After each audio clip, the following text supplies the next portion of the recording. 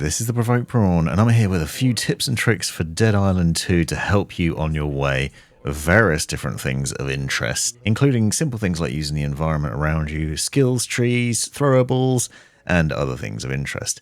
And talking about the environment, that's one of the most obvious things. There are a lot of parts of the environment that are easily set up for you to slay zombies, and it's worth looking out for these because you can use them to your advantage in different ways. Obviously, you can pour water into electricity to make pools of areas where zombies can get electrocuted, but if you see great big pools of acid like this swimming pool that's full of it, you can use the bait throwable to throw that into the acid, and the zombies will just go in there of their own accord and then just get burnt up with minimal input from you.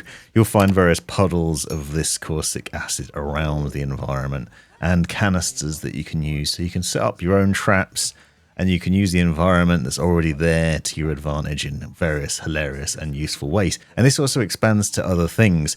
So there are bodies of water, little rivers, puddles, and whatever else. And you also get a number of different modifications for your weapons. So you can see this one's electrified, for example. If you kick the zombies into the water with a drop kick, you can then electrify the water and electrocute them, which is really handy.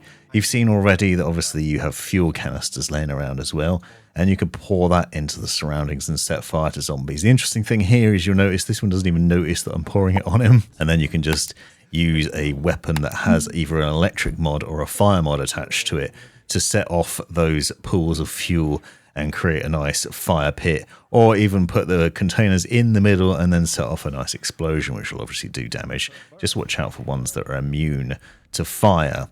Now, another thing is that weapons are throwable, but it's really easy to accidentally throw your weapon off into the distance. You could see there that I just tossed mine away uselessly over yonder. But what you can do is you can go to the storage locker. So the storage locker is a place that you'll find where the traders are, where you can store weapons. This is useful if you found loads of different weapons and you're not going to use them all, but you want to hang on to them because maybe you want to upgrade. That's an interesting point. But you'll notice that there's an unclaimed property section. This is any weapons that you've lost by throwing them away or you haven't picked them up.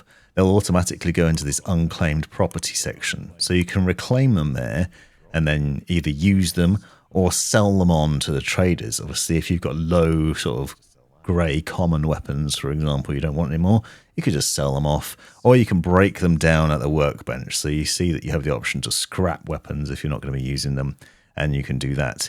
Another thing that's interesting about the workbench isn't immediately obvious is there's a match level button. So on PC it's F1, so you can hover over a weapon and you select it, and instead of pressing F2 to upgrade, you can press F1 to match that weapon to your current level, which means if you've got a favourite weapon, you can not only modify it, but you can also upgrade it to do more damage to your other level. Now, another interesting point that isn't immediately obvious is if you're playing co-op with friends, keys are actually shared between you.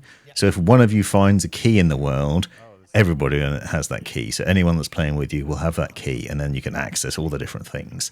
Loot isn't shared in other ways, so you can pick up whatever things they've found and vice versa, which is really handy. Skills are another thing that you'll unlock as you're going through, but one of the things that I've noticed is that I don't necessarily notice when I've got a new skill.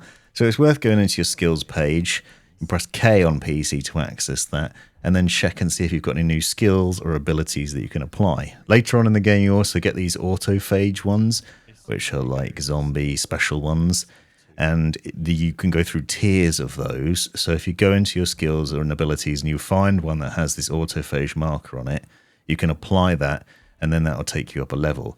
You can see that you can get to the autophage page on the skills tree by pressing F2 in this instance, and that takes you into there, and then you can see these special abilities that this gives. Now, it's interesting to stack some of these abilities together and use them in different ways. You'll find that some, for example, will work when you're in that beast mode, and when you're in the world, you can combine various different abilities, and these obviously work with your character abilities as well. So the different characters that you chose at the beginning obviously have slightly different skills, so it's worth working out which ones suit your character but also your own personal play style, and it's worth playing around with these and seeing which ones are the most useful, because it will vary. I find, for example, the really useful one is the one where you can boost your own health, and that will temporarily knock back your surrounding enemies. There's also a ground pound one, which is really handy if you're surrounded by zombies. You can just mash that button, it will pound the ground and sends out a shockwave, which again knocks them over. So it's just worth checking those abilities.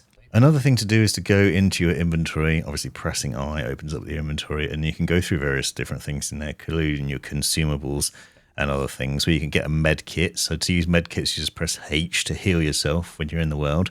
But you'll also find curveballs. Now curveballs are throwables that you can equip, and they're really useful. You'll see in the bottom left that they are used by pressing Q on PC, and then you can cycle between them. You can only equip 2 different curveballs at a time, but I found them really handy to sort of play around with and work out which one suits you and your own personal playstyle. But you can also combine them with what your friends are using. So you've seen already that I used that bait trap earlier on in the acid, and I recommend doing that. I also really like the shurikens because they're good fun to throw around. But you can get things like pipe bombs, for example. There's also one which has the acid sort of trap to it, and another one that affects zombies. So you can mix and match those to see which works for you.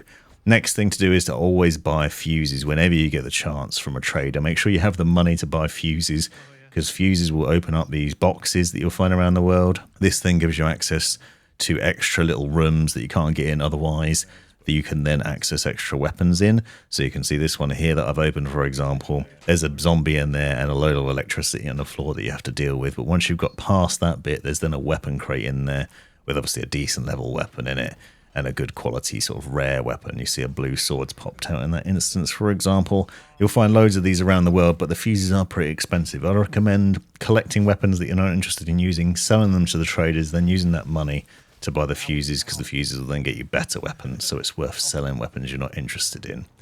Now, later on in the game, you also get a Fury mode. You can see in the top left of the screen, there's a Fury mode there, which is flashing. It's just press G to activate that. This is essentially a rage mode, which puts you into this zombie-like mode where you can just go around and use your hands to damage enemies. Now, this does a hell of a lot of damage to the larger enemies that are difficult to deal with. Now, you build up that Fury gauge by fighting baddies and killing them, but I noticed that you can also do it by just drinking energy drinks even when you're not injured. So if you find energy drinks, just keep smashing them. Drink, drink, drink. You can see I drank about 10 energy drinks there, and now my Fury gauge is maxed out again, and I'm ready to go for the next battle. So make the most of Fury, because it's really useful to destroying high-level enemies and dealing with them. The next thing you might not have realised, or don't use enough of, which is worth playing around with, is the block. If you time your blocks really well, you can stop an enemy's incoming attack and then stun them.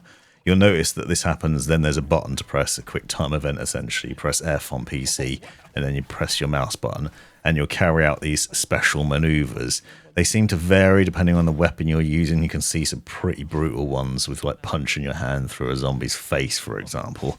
They're really nice. They're a nice finishing move, and they also make shorter work of zombies as well, so they're really useful for using. It's just getting that timing right of blocking just at the right second, which can be tricky, but it's worth doing, and it's got some really nice animations to it. Hope you enjoyed this tip. Check out the description for more. Thanks for watching.